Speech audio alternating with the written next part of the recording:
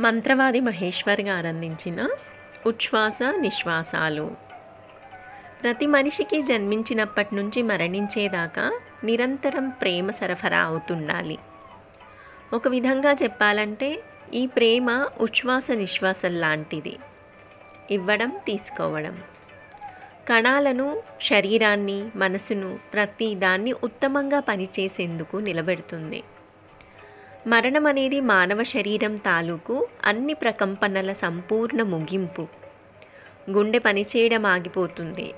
ఊపిరితిత్తులు, సిరలు, ధమనులు, నిజానికి భౌతిక శరీరంలోని ప్రతి అవయవం పనిచేయడం, కంపించడం నిలిచిపోతాయి.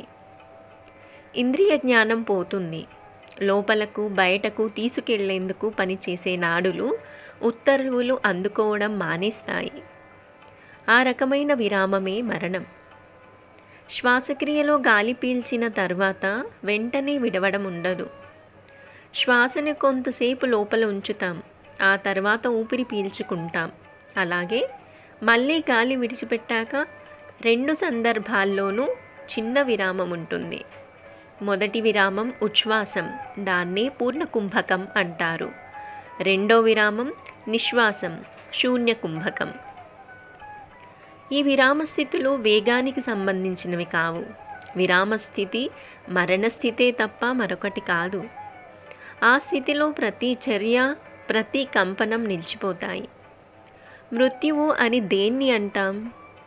శ్వాస విడుదలైన తర్వాత 1 సెకనుకు బదులుగా 1 ఏడాది, నెల లేదా 1 రోజు లేదా సుదీర్ఘ విరామం తర్వాత తిరిగి రావడం. ఇదే తేడా. మరణం అంటే ఒక రకమైన మార్పు. ఇంద్రియాల బహిర్ముఖ చలనం ద్వారా మనం మార్పు చెందే ప్రపంచాన్ని మాత్రమే గ్రహిస్తాం.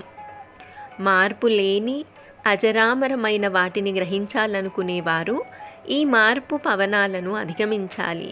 ఆ అస్తిత్వమే దైవం. అనేక రాజ్యాలను జయించిన అలెగ్జాండర్ ఆఖరికి ఇంటికెళ్లే మార్గంలో తీవ్ర అనారోగ్యానికి గురై మరణశయ్యపై చేరాడు. సాధించిన విజయాలు, పెద్ద సైన్యం, అంతులేని సంపద ఏవీ మరణం నుంచి కాపాడలేవని స్పష్టమైపోయింది. తన శవపేటికను కేవలం వైద్యులు మాత్రమే మోయాలని, శ్మశానానికి వెళ్లే దారిలో విలువైన వజ్రాలు, మణిమాణిక్యాలను బరచాలని, శవపేటికలో నుంచి ఖాళీ చేతులు బయటకు కనిపించే విధంగా ఉంచాలనే 3 కోరికలను వెల్లడించాడు తన ప్రీతిపాత్రుడైన సైనికుడికి. ఆ కోరికల వెనుక ఆంతర్యం అడిగాడతడు. నిజానికి ఏ వైద్యుడు మరణాన్ని ఆపలేడు. ఒకవేళ వైద్యం చేసినా వల్లకాటి వరకే. అందుకనే మొదటి కోరిక కోరానన్నాడు. జీవితంలో సింహభాగం సంపదను కూడబెట్టడానికే సరిపోయింది. అదేది తన వెంట తీసుకెళ్లలేకపోతున్నానని, కేవలం సిరి సంపదల వెంటబడి విలువైన కాలాన్ని, జీవితంలోని మాధుర్యాన్ని కోల్పోవద్దని చెప్పడానికి రెండో కోరిక. ఈ ప్రపంచంలోకి వచ్చేటప్పుడు వట్టి చేతులతో వచ్చాను, వట్టి చేతులతోనే వెళ్ళిపోతున్నాను అని చెప్పడానికే 3వ కోరిక అని చెప్పి కళ్ళు మూశాడు. ఎందరెందరో జీవిస్తున్నారు. అయితే పొందిన జీవితానికి కొంతైనా జోడించాలి మనిషి. ప్రతి మనిషి ఎంతో అవగాహనతో జీవించాలి. దైవం మనిషికి ఈ ఉనికిలో ఒక బాధ్యతను అప్పగించాడు.